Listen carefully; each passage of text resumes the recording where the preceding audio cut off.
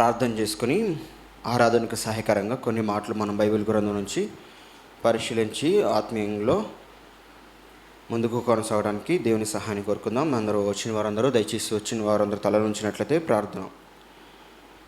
మహాపరిశుద్ధుడు నా కన్న తండ్రి, సర్వోన్నతుడని మా గొప్ప దేవ, కృపా కనికరం జాలి వాత్సల్యత కలిగిన మా గొప్ప తండ్రి, మీ ఘనమైన నామానికి ఉన్నతమైన నామానికి క్రీస్తు వారి పరిశుద్ధ నామంలో స్తుతులు స్తోత్రాలు చెల్లిస్తున్నాను తండ్రి.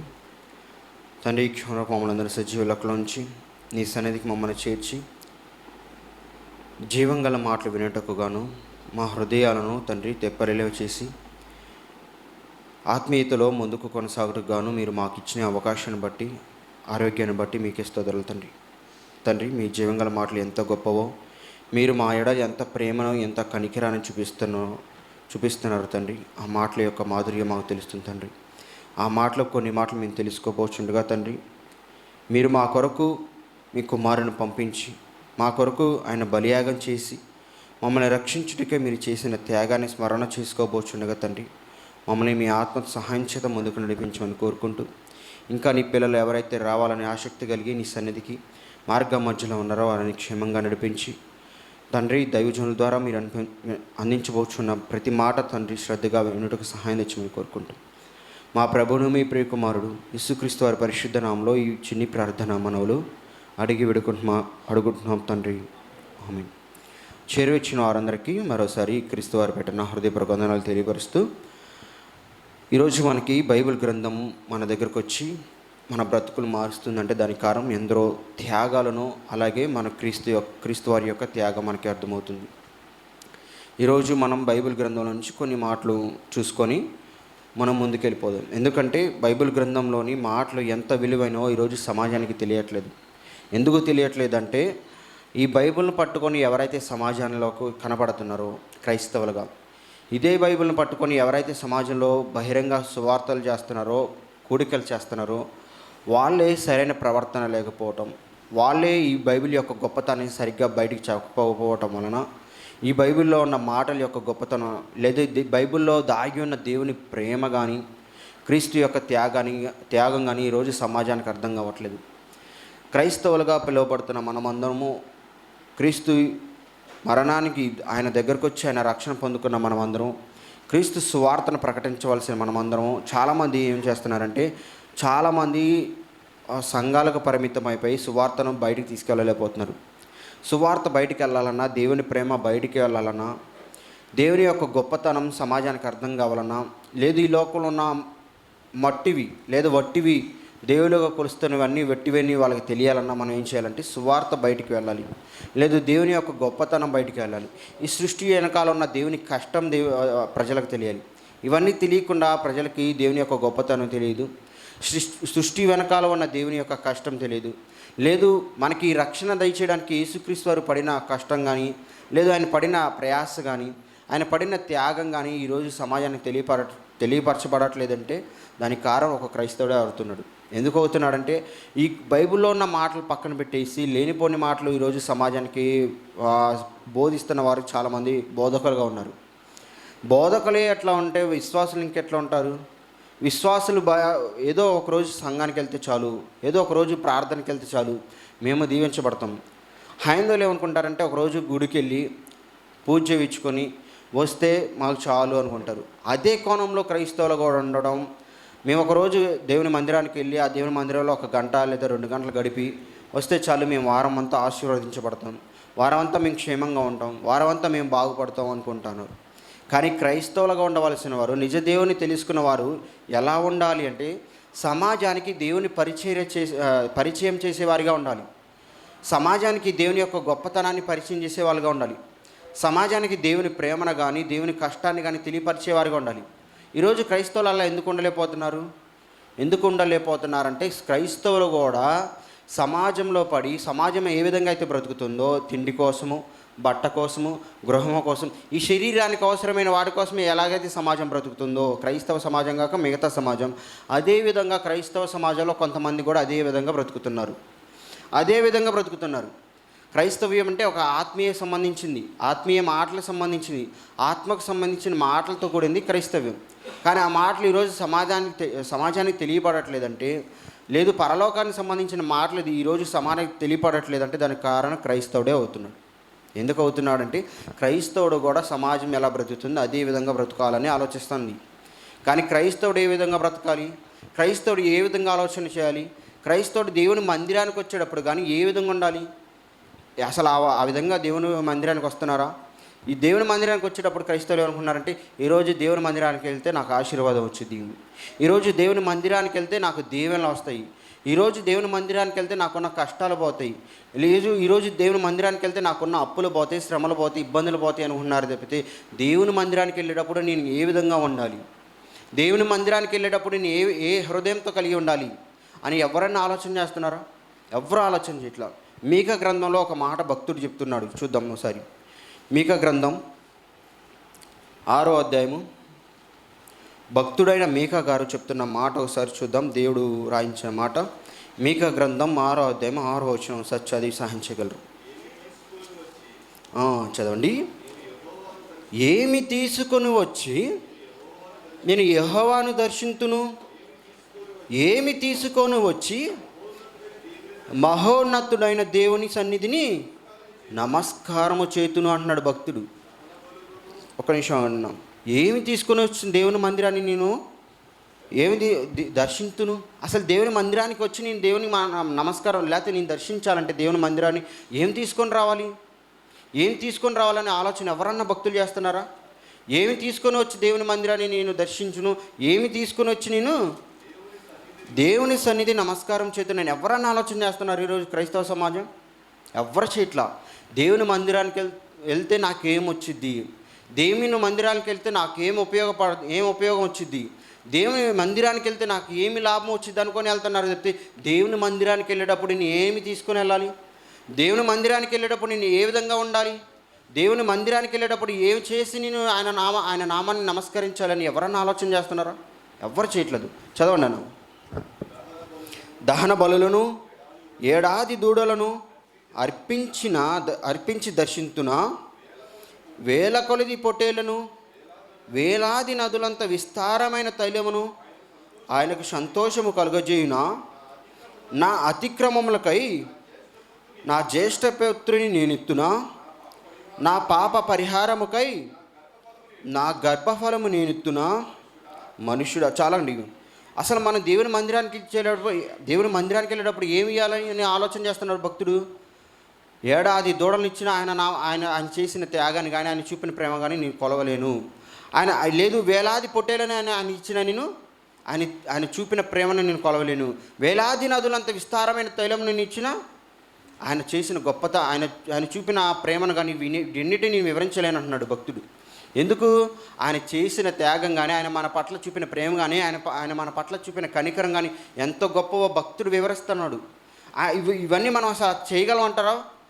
మన పాప పరిహారమకై, మన దోష నివృత్తికయ్యే ఇవన్నీ మనం చేయాలంటే ఎన్ని చేయాలి మనం ప్రతిరోజు? వీటన్నిటి మనం ఇవ్వాలంటే ఎంత ఆస్తుండాలి మనకి?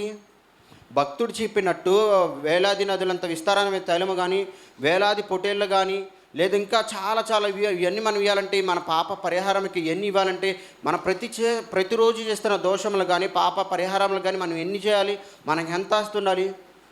కానీ అవేమి దేవుడు కోరుకోవట్లేదంట. ఏమి కోరుకుంటున్నాడంట? మనుషుడా, ఏది ఉత్తమము అది నీకు తెలియజేయబడి ఉన్నది.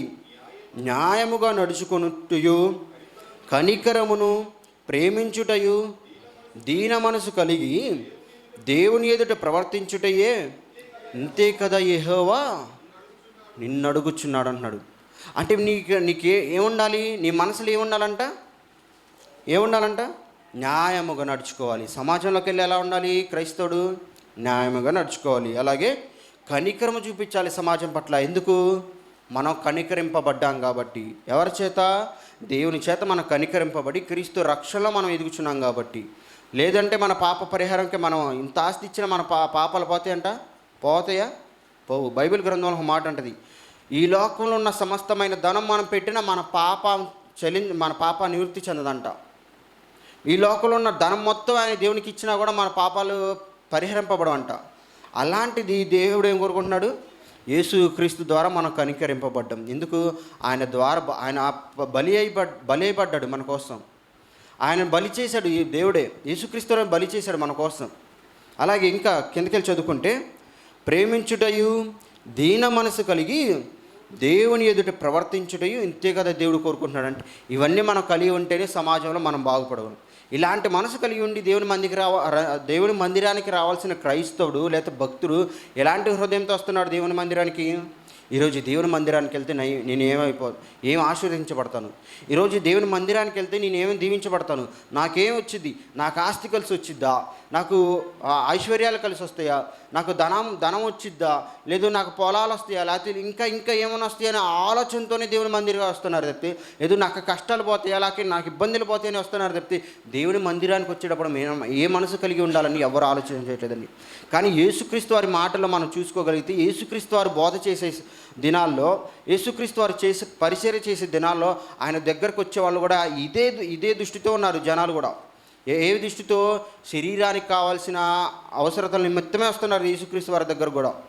శరీరానికి అవసరమైన కార్యక్రమాల నిమిత్తమే వస్తున్నారు యేసుక్రీస్తు వారి దగ్గర కూడా. అదే చెప్తున్నాడు. చూద్దాం సార్, యోహాను సువార్త మనం చదువుకున్న వాక్యపట్నంలోనే చూద్దాం.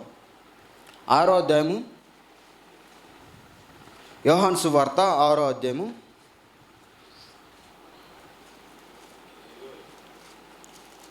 ఫస్ట్ నుంచి చదవండి.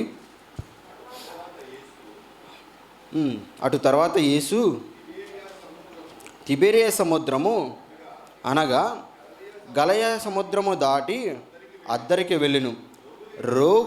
రోగుల ఎడల ఆయన చేసిన సూచక్రియలను చూచి బహుజనులు ఆయన్ను వెంబడించిరంట. యేసు కొండ ఎక్కి అక్కడ తన శిష్యులతో కూడా కూర్చుండెను. అప్పుడు పస్కాను యూదుల పండగ సమీపించెను. కాబట్టి యేసు కన్నులెత్తి బహుజనులను తన యొద్దకు వచ్చుట చూచి, వీరు భుజించుటకు ఎక్కడి నుండి రొట్టెలను తెప్పింతుమని ఫిలిప్పును అడిగాను. అంటే యేసుక్రీస్తు వారు ఈ మాట అంటున్నారండి. ఒకసారి ఆలోచన చేశారా? యేసుక్రీస్తు వారు ఎవరు? ఈ సృష్టిలో ఆయన లేకుండా ఏది కలగలేదు. సృష్టి యావత్తును ఆయనే కలగజేశాడు. ఆయన ద్వారా కలిగిన ఈ మొత్తము ఆయన ఏమంటున్నాడు? ఇంత జనానికి, నా దగ్గరకు వచ్చిన ఇంత జనానికి ఎన్ని రొట్టెలు కావాలి, ఎంత ఆహారం కావాలి అని ఆలోచన చేస్తున్నారండి. యేసుక్రీస్తు వారి ఆలోచన అది కాదు. యేసుక్రీస్తు వారి ఆలోచన ఏంటంటే, శిష్యులకు బలపరచాలి, వాళ్ళ విశ్వాసాన్ని బలపరచాలి. కింద మనం చదవగలిగితే ఫిలిప్తో ఈ మాట అంటున్నాడు, ఫిలిప్ గారితో చదవండి. కానీ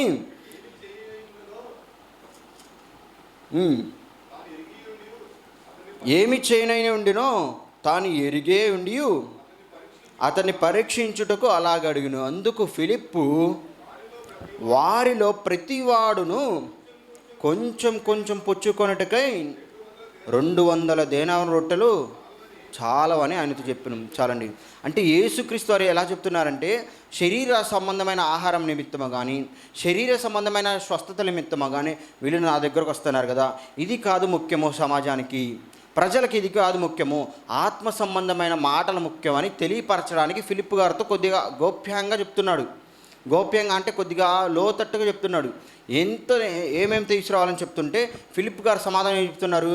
ఇంత జనాంగానికి 200 దేనాలతో రొట్టెలు కొని తెచ్చినా వీళ్ళకి కొంచెం పెట్టినా కూడా సరిపోదయ్యా, మనం ఏం చేద్దామని అంటే అడిగినప్పుడు ఆయన దగ్గరకు ఇంకో శిష్యుడు వస్తాడు. ఎవరు? పేతురు గారు, ఆయన తమ్ముడైన ఆంద్రే గారు. వాళ్ళిద్దరూ వచ్చి, మన దగ్గర ఉన్న ఈ జనాల్లో ఒక చిన్నవాని దగ్గర 2 రొట్టెలు 5 రొట్టెలు 2 చిన్న చేపలు ఉన్నాయి అంటారు. 5 రొట్టెలు 2 చిన్న చేపలు ఉన్నప్పుడు యేసుక్రీస్తు వారు వాటిని తీసుకొని దేవునికి కృతజ్ఞతాస్తుతులు చెల్లించి ఆశీర్వదించడం వల్ల ప్రజలందరికీ పంచుతారు. ఇంచుమించు అక్కడ జనం ఎంతమంది ఉంటారో తెలుసా? 5,000 జనాంగం మగవారు మాత్రమే ఉన్నారు. 5,000 జనాంగం మగవాళ్ళు మాత్రమే ఉన్నారు. ఇంకా ఆడవాళ్ళు కానివ్వండి, ముసలివారు కానివ్వండి, పిల్లలు ఎంతమంది ఉంటారు? ఎస్టిమేషన్ వేసుకుంటే దానికి డబల్ వేసుకుంది, 5,000కు డబల్ వేసుకుంటే 10,000 మంది ఉంటారు. ఇంతమంది జనాంగానికి ఆహారం యేసుక్రీస్తు వారు ఏం చేశారు? ఒక్క క్షణంలో దేవునికి ప్రార్థన చేసి కృతజ్ఞతాస్తుతులు చెల్లించి ఏమన్నా తీసుకొచ్చారు. కానీ శరీర సంబంధమైన ఆహారము ముఖ్యము కాదు. శరీర సంబంధమైన ఆహారం ముఖ్యం కాదని ఈ అధ్యాయం మొత్తం దేని గురించి చెప్తారంటే, ఆత్మకు సంబంధించిన ఆహారం ముఖ్యమని అధ్యాయం మొత్తం చెప్తూ వస్తాడు యేసుక్రీస్తు వారు. ఇంత చెప్తున్నా వస్తున్న యేసుక్రీస్తు వారు చెప్తున్నా ప్రజలు తింటారు, తృప్తి పొందుతారు, మళ్ళీ ఆయన దగ్గరికి వచ్చి ఏమని అడుగుతారు తెలుసా? మా ఎడల నువ్వు చేసిన సూచక్రియలు ఏంటి, మా ముందు నువ్వు చేసిన గొప్ప కార్యాలు ఏంటి అని ఆయనను ప్రశ్నిస్తారు. మళ్ళీ ఆయన ఏమంటాడంటే, శరీర సంబంధమైన ఆహారం ముఖ్యం కాదయ్యా, శరీర సంబంధమైన అవసరతలు ముఖ్యం కాదు, ఆత్మ సంబంధమైన ముఖ్యమని బోధిస్తూ ఉంటే ఆయన దగ్గరకు వచ్చి శిష్యులు కానీ ఆయన దగ్గరకు వస్తున్న విశ్వాసాలు కానీ చాలామంది ఆయననే ప్రశ్నిస్తారు. ఇంకా కొద్ది ముందుకెళ్తే ఆ మాటలు మనం చదువుకుంటాం. కింద చదువుకుందాం ఒకసారి.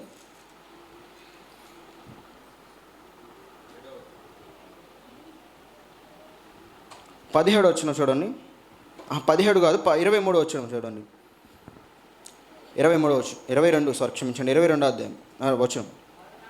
మరునాడు సముద్రపు టద్దరని నిలిచి ఉన్న జనసమూహము వచ్చి చూడగా ఒక చిన్న దోణి తప్ప అక్కడ మరి ఒకటి లేదని యేసు తన శిష్యులతో కూడా దోణి ఎక్కలేదు, కానీ ఆయన శిష్యులు మాత్రమే వెళ్ళారని తెలుసుకొని అయితే ప్రభువు కృతజ్ఞతాస్తుతి చెల్లించినప్పుడు వారు రొట్టె భుజించిన చోట దగ్గర నున్న తిబిరియా నుండి వేరే చిన్న దోణిలు వచ్చును. కాబట్టి యేసును ఆయన శిష్యులను అక్కడ లేకపోవట జనసమూహము చూచినప్పుడు వారైన చిన్న దోణి ఎక్కి యేసు వెదకుచు కపెర్నహూముకు వచ్చిరి. సముద్రపు టద్దరని ఆయనను కనుగొని, బోధకుడా, నీవెప్పుడు ఇక్కడికి వచ్చితివని అడగగా యేసు, ఇప్పుడు చెప్తున్నారు చూడండి యేసుక్రీస్తు వారు, మీరు ఎందు నిమిత్తం వస్తున్నారు, జనులు ఆయన దగ్గరికి ఎందు నిమిత్తం వస్తున్నారు చెప్తున్నారు చూడండి. మీరు సూచనలను చూచుటకు వలన కాదు కానీ రొట్టెలు భుజించి తృప్తి పొందుట వలనే నన్ను వెతుకుచున్నారని మీతో నిశ్చయముగా చెప్పుచున్నారన్నాను. యేసుక్రీస్తుని అక్కడ ఉన్న జనసమూహం ఎందుకు వెతుకుచున్నారంట? సూచక్రియలు చూడటానికి కాదు, దేవుని వాక్యం విని బాగుపడటానికి కాదు. యేసుక్రీస్తు వారిని ఎందుకు వెతుకుతున్నారు అక్కడ జనసమూహం? రొట్టెలు భుజించి తృప్తి పొందడానికంట. ఈరోజు చాలామంది క్రైస్తవులు అని పిలువబడుతున్న జనాంగం కూడా పెద్ద పెద్ద మందిరాలకు ఎందుకు వెళ్ళిపోతున్నారు తరలిబడి? ఎందుకు బండ్లు కట్టుకొని వాహనాలు పెట్టుకొని పెద్ద పెద్ద మందిరాలకు ఎందుకు వెళ్ళిపోతున్నారు? వాళ్ళు పెట్టే ఆహార పదార్థాలు తినడం వల్ల. ఒక బోధకుడు ఈ మధ్య రీసెంట్గా ఒక బోధకుడు చెప్తున్న మాట ఏంటంటే, ఇంతమంది జనాంగానికి ఆహారం పెట్టడానికి మాకు ఇబ్బంది అవుతుంది, ఇంతమంది జనాంగం ఆహారం పెట్టాలంటే మేము శ్రమలు ఎదుర్కోవాల్సి వస్తుంది, దేవుని దయవల్లే ఇంతమందికి ఆహారం పెట్టగలుగుతాం అని గోప్యంగా చెప్తున్నాడు. ఎందుకు? చందాలు ఇంకా గట్టిగా ఇవ్వాలని అట్లా చెప్తున్నాడు బోధకుడు. అసలు ఆహారం పెట్టమని ఎక్కడుంది బైబిల్లో? సంఘానికి వస్తున్న వారు ఆహారం పెట్టమని ఎక్కడన్నా ఉందా? ఈరోజు తిని 1 గంటలో లేదా 2 గంటలు అరిగిపోయి ఆహారం పెట్టమని ఏ గ్రంథంలో అనేది దేవుడు చెప్పాడా? చెప్పలా. వాళ్ళు ఆహారం 1 గంట 2 గంటలు కూర్చొని ఇంటికి వెళ్ళి మళ్ళీ వండుకొని తింటారు. వాళ్ళు తినేదానికోసం మళ్ళీ అక్కడ ఎంత వండుతారు? అబ్బో, అసలు ఆ తోటకెళ్ళి చూస్తే రాసులు పోస్తూ ఉంటారు ఆహారాన్ని. ఒకసారి నీ చిన్నప్పుడు వెళ్ళినప్పుడు చూసి అసలు ఒక లారీలో కనుక మట్టి అట్ట తెచ్చిపోస్తున్నారు ఆ అన్నాన్ని చూసి భయపడ్డా నేను. అంత అన్నం అయింది అనుకున్నా. అంటే ఆహారం కొరకే ఈరోజు దేవుని మందిరానికి వస్తున్న జనం చాలామంది ఉన్నారు, కుప్పలుగా ఉన్నారు. ఏది? శరీరానికి సంబంధించిన ఆహారం తినటానికి. శరీరానికి సంబంధించిన 1 గంట తిని లేదా 2 గంట ఒకసారి తిని 1 గంట 2 గంటల్లో కరిగిపోయే ఆహారం కోసం తినటానికి కోసం దేవుని మందిరాలకి ఎన్నో కిలోమీటర్ల దూరం వెళ్ళిపోతున్నారు. కానీ దేవుని వాక్యం వినటానికి కానీ, దేవుని వాక్యాలు విని బాగుపడి తమ బ్రతుకులు మార్చుకున్నట్టు కానీ 1 కిలోమీటర్ 2 కిలోమీటర్ రావడానికి దేవుని మందిరానికి బాధ అయిపోతుంది ఈరోజు చాలామంది క్రైస్తవులకి. ఎందుకు? ఇక్కడ శరీరానికి సంబంధించిన ఆహారాలు ఎవరు పెట్టరు కాబట్టి, శరీరానికి సంబంధించిన బోధలు ఎవరు చేయరు కాబట్టి, ఈ మందిరానికి కానీ లేకపోతే సత్యవాక్యం చెప్పబడుతున్న ఏ మందిరానికి కానీ ఎందుకు క్రైస్తవులుగా జనాంగం ఎందుకు వెళ్ళట్లేదు? గొప్ప జనాంగంగా ఎందుకు వెళ్ళట్లేదు? గొప్ప సమూహంగా. ఎందుకంటే అక్కడ శరీర సంబంధమైన బోధలు ఉండవు, శరీర సంబంధమైన అవసరతలు తీర్చడానికి ఎవరు ఉండరు. కానీ ఆత్మకు అవసరమైన ప్రతి ఆహారం ప్రతి క్షణం అందిస్తూ ఉంటారు. ఆత్మకు సంబంధించిన ప్రతి అవసరతను ఖచ్చితంగా తీరుస్తారు. అలాంటి మందిరానికి వెళ్ళడానికి ఎవరు ముందుకు రావట్లేదంటే క్రైస్తవులుగా రావట్లేదు. ఎందుకు రావట్లేదంటే శరీరానికి సంబంధించిన వాటి మీద ఈరోజు క్రైస్తవులు నిమగ్నం అయిపోయి ఉన్నారు. శరీరం ఈరోజు ఏం తినాలి, ఏం ధరించాలి, ఏమి కట్టుకోవాలని ఉన్నారు తప్పితే ఈరోజు దేవుడు నాకు ఏమందిస్తున్నాడు, ఈరోజు దేవుని మందిరానికి వెళ్తే నేను ఏం సంపాదించుకోగలను, ఈరోజు దేవుని మందిరానికి వెళ్ళేటప్పుడు నేను ఎలాంటి హృదయంతో వెళ్ళాలి అని ఎవరన్నా ఆలోచన చేస్తున్నారా? ఎవ్వరు చేయట్లా. ఈరోజు పెద్ద సంఘాలు కానీ లక్షలు ఉంటున్న సంఘాలు కానీ ఆ సంఘాలకు ఎందుకు వెళ్తున్నారంటే శరీరానికి సంబంధించిన ఆహారాలు తినడానికి కానీ, శరీరానికి సంబంధించిన బోధలు వినటానికి కానీ వెళ్తున్నారు తప్పితే దేవుని ద్వారా దేవుని మాటలు వినటానికి కానీ ఎవరు వెళ్ళట్లేదు. చాలామంది వాళ్ళ బ్రతుకులు ఒకసారి లక్షలు ఉన్న సంఘాలు వెళ్ళి చూడండి. సంఘంలో ఉన్నంతసేపు బాగా కామ్గా ఏమికంటే అమాయకురాలు ఎవరు లేరు అన్నట్టు ఉంటారు. వాళ్ళ ఇంటి దగ్గరికి వెళ్ళి చూస్తే వాళ్ళ ప్రవర్తన ఎలా ఉంటుంది? చాలా భయానకరంగా ఉంటుంది. చాలా భయం. నేను దగ్గరుండి చూసా, చాలామందిని దగ్గరుండి చూసావు. వాళ్ళ నోటి నుంచి బూతులు.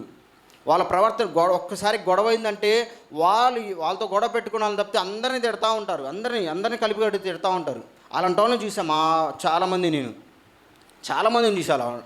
ఎందుకంటే వాళ్ళ శరీర సంబంధమైన అవసరాల నిమిత్తమే దేవుని మందిరానికి వెళ్తున్నారు. అలా వెళ్ళకూడదని యేసుక్రీస్తు వారి అధ్యాయం మొత్తం చెప్తున్నాడు. 6వ అధ్యాయం మొత్తం అదే చెప్తాడు యేసుక్రీస్తు వారు. ఎందుకు చెప్తారంటే ఇంకా మనం ముందుకెళ్తే అదే కింద వచనంలో చెప్తాడు. 27వ వచనం చదవండి ఒకసారి. క్షయమైన ఆహారం కొరకు కష్టపడకుడు కానీ నిత్య జీవము కలుగజేయు ఆహారము కొరకే కష్టపడుడి. మనిషి కుమారుడు దానిని మీకు ఇచ్చును. చాలని దేని కొరకు కష్టపడాలంటే మనం అక్షయమైన ఆహారం కొరకు. ఇప్పుడు ఒక 2 కిలోమీటర్లు, ఒక 10 కిలోమీటర్లు మనకు అక్షయమైన ఆహారం దొరుకుతుందండి. వాక్యాలు దొరుకుతాయి అనుకోండి, ఆ సభలకు వెళ్ళడానికి ఎవరైనా ఇష్టపడతారా? క్రైస్తవులు ఎవరు ఇష్టపడరు. శరీరం సంబంధమైన ఆహారం దొరుకుతుందంటే, శరీరం సంబంధించిన స్వస్థతలు జరుగుతున్నాయి అంటే, శరీరం సంబంధించిన ఆశీర్వాదాలు దొరుకుతున్నాయి అంటే ఎక్కడెక్కడి నుంచి వస్తారు చెప్పనా? ఇక మన కాకాని తోట ఉంది కదా, ఆ కాకాని తోటకి మహారాష్ట్ర నుంచి వస్తారు. మహారాష్ట్ర, జార్ఖండ్, లేకపోతే బీహారు, అక్కడి నుంచి వస్తారు. ఎన్ని రోజులకి? వారం రోజుల పాటు ఉండటానికి. గుడారాల పండుగ ఏదంటారు, స్వస్థశాల పండుగ లేదంటారు. ఆ పండుగలకి ఎక్కడి నుంచి వస్తారు? మహారాష్ట్ర నుంచి వస్తారు. మహారాష్ట్ర ఎన్ని కిలోమీటర్ల దగ్గర నుంచి? చాలా దూరం ఉంటుంది. ఇక్కడ నుంచి మన గుంటూరు నుంచి చాలా దూరం ఉంటుంది.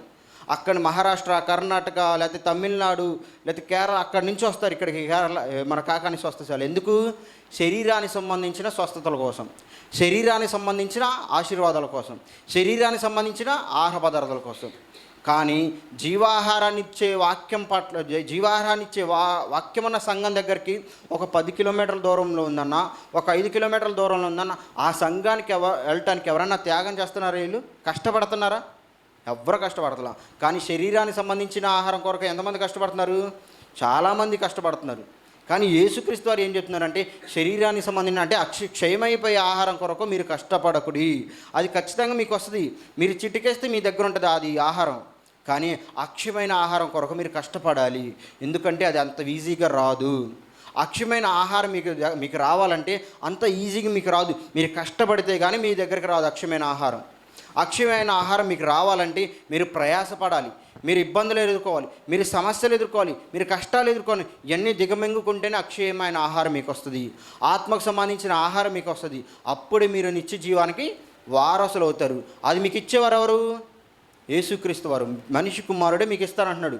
యేసుక్రీస్తు వారి మాటల ప్రకారం ఎవరైతే నడుచుకుంటారో, యేసుక్రీస్తు వారు చెప్పిన బోధలు ఎవరైతే నడుచుకుంటూ వాటిని పాటిస్తారో, బోధిస్తారో, వాళ్ళ దగ్గర మాత్రమే అక్షయమైన ఆహారం ఉంటుంది. శరీరానికి సంబంధమైన ఆశీర్వాదాలు ఎవరి దగ్గర ఉంటాయి తెలుసా? వాళ్ళ సొంత వాక్యాలు చెప్పేవాళ్ళు. బైబిల్ గ్రంథంలో ఒక వాక్యం చెప్పి ఇంకా గంటన్నర పాటు ఏం చేస్తారంటే బైబిల్ కూడా తెరవరాళ్ళు. ఒకే ఒక వాక్యం చూపించేసి 1-2 గంటలు వాక్యాలు చెప్తూ ఉంటారు. ఇంకా బయటకు సంబంధించిన అన్నీ చెప్తూ ఉంటారు. వాళ్ళకి ఇలా జరిగింది, వీళ్ళకి ఇలా జరిగింది, వాళ్ళకి ఇలా జరిగింది, ఇవన్నీ చెప్తారైతే దేవుని గ్రంథంలో దేవుడు మన కొరకు ఇన్ని మాటలు రావిచ్చాడు. దేవుని గ్రంథంలో మన బ్రతుకుకు ఆత్మీయ ఆహారం కొరకు ఇన్ని మాటలు రాయించాడు. ఎవరో చెప్పరండి. ఇన్ని మాటలు ఎందుకు చెప్పరంటే శరీర సంబంధమైన ఆశీర్వాదాలు మీద వాళ్ళు డిపెండ్ అయ్యి ఉన్నారు. కానీ ఈరోజు క్రైస్తవుడు అయిన వాడు దేని మీద ఆధారపడి ఉండాలి?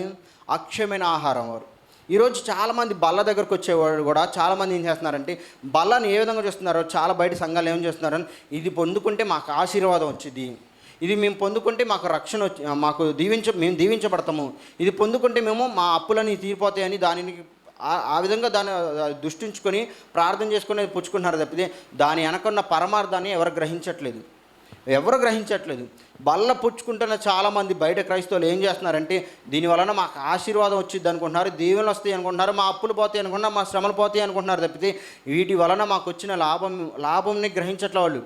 ప్రభు బల్ల వలన వాళ్ళకి వచ్చిన లాభం కానీ, ప్రభు బల్ల వల్ల వచ్చిన వాళ్ళకి గొప్ప మేలు కానీ వాళ్ళు గ్రహించట్లా. ప్రభు బల్ల పరమార్థం వాళ్ళు ఎందుకు ఎరగట్లేదంటే వాళ్ళు శరీర సంబంధమైన ఆలోచనల మీదే ఉన్నారు. చాలామంది శరీర సంబంధమైన ఆలోచనల మీద ఉండి వాళ్ళు ప్రభు బల్ల తీసుకునేటప్పుడు కూడా అదే ఆలోచనల మీద ఉంటున్నారు. ఎందుకు ఉంటున్నారు? వాళ్ళు శరీర సంబంధమైన కోరికల మీదే ఉంటున్నారు. కానీ ప్రభు బల్ల తీసుకునేటప్పుడు దాని పరమార్థం మన కళ్ళల్లో మెదలాలి. ప్రభు బల్ల మన ముందు రొట్టె ఉంది, ద్రాక్షరసం ఉంది. దానిలో ఏమైనా పరిశుద్ధత ఉందా? పరిశుద్ధత ఎప్పుడు వస్తుంది? మనం దేవునికి కృతజ్ఞతాస్తుతులు చెల్లించి దాన్ని పుచ్చుకుని దేవుని యొక్క ప్రేమను, క్రీస్తు యొక్క త్యాగాన్ని మన స్మరణ గుర్తు చేసుకున్నప్పుడే దానిలో పరిశుద్ధత వస్తుంది. అంతేగాని మన శరీర సంబంధించిన వాటిని మన మైండ్లో పెట్టుకొని, దృష్టిలో పెట్టుకొని ఆ బల్లను పుచ్చుకున్నాం అనుకోండి, వాటిలో పరిశుద్ధత లేదు, వాటి పరమార్థం మనకు తెలియదు.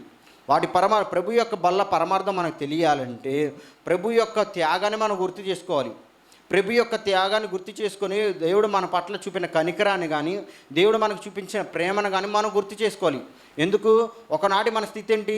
పాపపు స్థితి. ఆ పాపపు స్థితి నుండి మనల్ని రక్షించిన వారు ఎవరు? తండ్రే రక్షించాడు. యేసుక్రీస్తు ద్వారా తండ్రే కాపాడాడు, తండ్రే ప్రేమ చూపించాడు. అంతేగాని మనల్ని మనం రక్షించుకోగలిగామా? మనమంతా ఈ లోకంలో ఉన్న ధనంతా మనకి దేవునికి ఇచ్చామా? ఇవ్వలేదు. ఆయన ప్రేమ చూపించి, ఆయన కనికరాన్ని చూపించి మనల్ని రక్షించాడు. కాబట్టి ప్రభు బలలో మనం చేస్తున్నప్పుడు శరీర సంబంధమైన ఆలోచన అస్సలు ఉండకూడదు. శరీర సంబంధమైన ఆలోచన ఉండదు. ప్రభు యొక్క త్యాగం మాత్రమే ఆలోచనలో ఉండాలి. ప్రభు యొక్క ప్రేమ మాత్రమే ఉండాలి. దేవుని ప్రేమ, దేవుని కనికరం మాత్రమే ఉండాలి. అలా ఉన్నప్పుడే ప్రభు యొక్క బల్ల మనం తీసుకున్నప్పుడు దాని పరమార్థం తెలిసింది. అలా తెలియకుండా శరీర సంబంధమైన వాటి మీద మనం ఉండి వీటి వల్ల మాకేదో ఆశీర్వాదం వచ్చింది. ప్రభు బల్ల తీసుకుంటే మేము దీవించబడతాం, ప్రభు బల్ల తీసుకుంటే లేదు. ఈరోజు బాప్తీసాలు తీసుకున్న వాళ్ళందరూ కూడా అంతే ఉంటున్నారు. బాప్తీసాలు తీసుకునేటప్పుడు కూడా చాలామంది ఎందుకు వెనకాడుతున్నారంటే ప్రభు రక్షణ అర్థం కాలేదు వాళ్ళకి.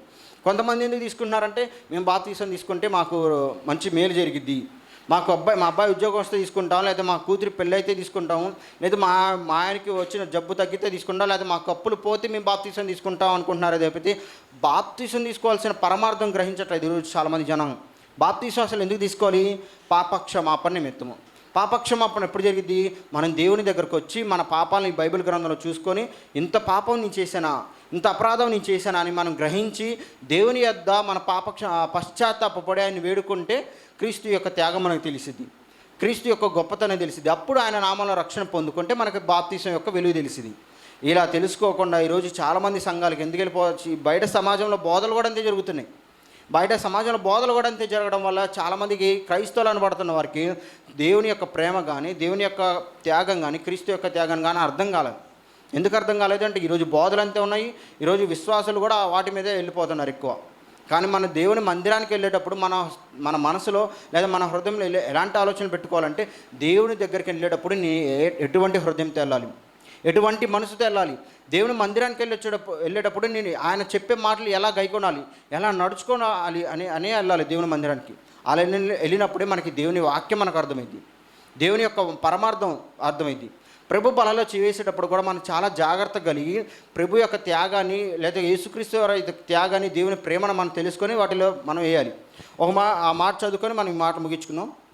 లూకాసు వార్త ప్రభు యేసుక్రీస్తు వారు చెప్తున్న మాట 22వ అధ్యాయము, లూకాసు వార్త 22వ అధ్యాయము 42వ వచనం. 42వ వచనం. యేసుక్రీస్తు వారు సెలవుకి వెళ్ళబోయే ముందు ప్రార్థన చేస్తున్నాడు దేవునికి. చదవండి. తండ్రి, ఈ గిన్నె నా యొద్ద నుండి తొలగించుటకు నీ చిత్తమైతే తొలగించు అన్నాడు. ఎందుకు తొలగించమన్నాడు యేసుక్రీస్తు వారు? గిన్నె అంటే పాత్ర. యేసుక్రీస్తు వారు నెక్స్ట్ సెలవులకు వెళ్ళబోయే పాత్ర గురించి చెప్తున్నాడు ఇక్కడ. ఈ గిన్నె అంటే ఈ పాత్ర నా యొద్ద అంటే తొలగించమంటే శ్రమలు గుర్తు తెచ్చుకున్నాడు యేసుక్రీస్తు వారు. ఏంటి? యేసుక్రీస్తు వారు శిలువలో పడబోయే శ్రమలన్నీ గుర్తు చేసుకొని ఆయన చేస్తున్న ప్రార్థన ఇది. ఎందుకంటే ఈరోజు పాపక్షమాపణ జరగాలంటే ప్రతి మనిషికి యేసుక్రీస్తు వారు ఏమైపోవాలి? బలైపోవాలి. ఆ శ్రమను గుర్తు చేసుకొని యేసుక్రీస్తు వారు చెప్తూ ప్రార్థన చేస్తున్నాడు దేవుడికి. అప్పుడు నీ చిత్తం అయితే ప్రభువా తొలగించు నా ప్రభు అంటున్నాడు దేవుడు. యేసుక్రీస్తు వారు వేడుకున్నాడు. ఎందుకు వేడుకుంటున్నాడంటే ప్రభు బల్ల అంటే ఆయన దాని ముందు ఉంచుకున్నప్పుడు మనకు అవి గుర్తు రావాలి. ప్రభు బల్ల మన ముందు ఉన్నప్పుడు ఆయన శ్రమలు గుర్తు రావాలి. యేసుక్రీస్తు వారు అంతటి సైతమే భయపడి ఆ పాత్రను తొలగించని ప్రార్థన చేస్తున్నాడు. అంటే మనం ఈరోజు చాలామంది క్రైస్తవులు ఏం చేస్తున్నారు? ఆ రొట్టె రాగానే తింటున్నారు, ఆ ద్రాక్ష రసం రాగానే తాగేస్తున్నారు. కానీ దాని వెనకాల ఉన్న పరమార్థాన్ని ఎవరన్నా గ్రహిస్తున్నారా? అక్షయమైన ఆహార కొరకు ఎవరన్నా ప్రయాసపడుతున్నారా? ఎవరన్నా?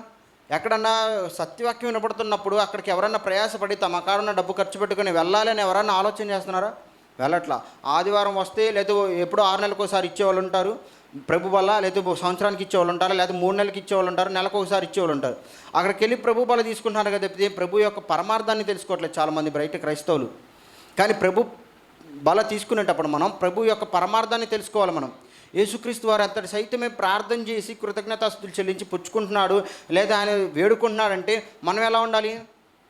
నాలో ఏమైనా దోషం ఉందా, నాలో ఏమైనా పాపం ఉందా, నాలో ఏమైనా అవిధేయత ఉందా అని ప్రార్థన చేసుకొని మనలో ఉన్న అవిధేయతని దేవుని ముందు డెప్పుకొని కృతజ్ఞతాస్తుతులు చెల్లించి పుచ్చుకునేటప్పుడు యేసుక్రీస్తు వారి శ్రమను జ్ఞాపకం చేసుకోవాలి.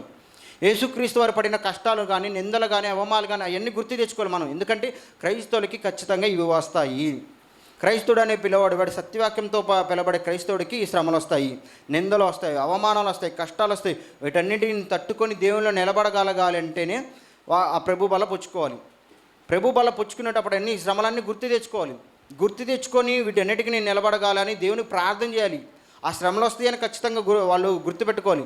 గుర్తుపెట్టుకొని ముందుకు కొనసాగాలి తప్పితే ఏదో ప్రభు బలాలు మేము పుచ్చుకుంటే మాకు ఆశీర్వాదం వచ్చింది, ప్రభు బల పుచ్చుకుంటే మాకు దీవెనలు వస్తాయి, మేము ఆశీర్వదించబడతాము, లేదు మాకు ఏదో వస్తుంది, లేదా మా అప్పులు పోతాయి అని ప్రభు బల పుచ్చుకుంటే అది ప్రభు బల వ్యర్థమైపోయింది.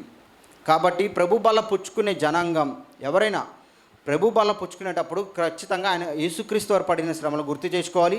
యేసుక్రీస్తు వారు చేసిన బోధలు ఖచ్చితంగా గుర్తు తెచ్చుకోవాలి. ఆయన క్షయమైన ఆహారం కోసం కష్టపడొద్దు. మీరు కష్టపడదు, అది ఖచ్చితంగా మీ దగ్గరకు వచ్చింది. అది మీరు కష్టపడిపోయినా క్షయమైన ఆహారం మీ దగ్గరకు వచ్చింది. కానీ అక్షయమైన ఆహారం మీ దగ్గరికి రావాలంటే మీరు కష్టపడాలి. మీరు కష్టపడితేనే అక్షయమైన ఆహారం మీ దగ్గరకు వచ్చింది. కష్టపడకుండా మీ దగ్గరికి అక్షయమైన ఆహారం రాదు.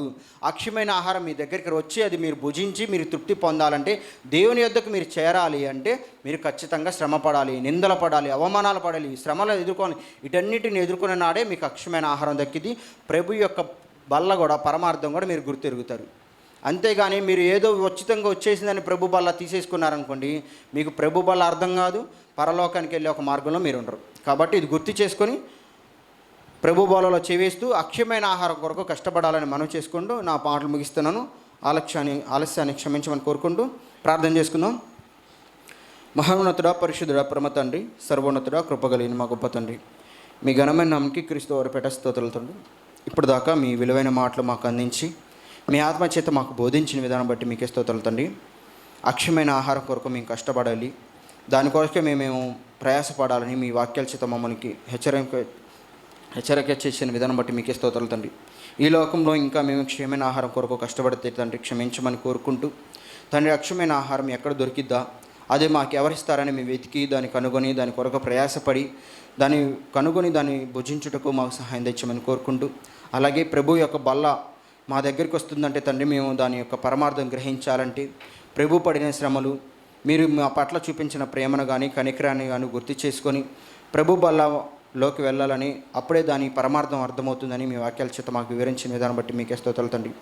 ప్రభు బల్ల పుచ్చుకుంటే మేము సమాజంలోకి వెళ్ళి సమాజంలోకి వెళ్ళి సువార్తను ప్రకటించి అనేక మందికి ఈ లోకంలో మిమ్మల్ని గుర్తెరగక మిమ్మల్ని దేవునిగా కొలక వ్యర్థమైన వాటిని వారు ఎందరో కొలుస్తూ వెన్నిటినో కొలుస్తూ వాళ్ళు తండ్రి అసత్యంలోనే మరణిస్తూ చచ్చిపోతున్న వారు ఎందరో ఉన్నారు. వారందరూ రక్షించే బాధ్యత భారం మా మీద ఉంది కనుక తండ్రి, ఆ భారం మేము బయటికి వెళ్ళి సువార్తను ప్రకటించాలి.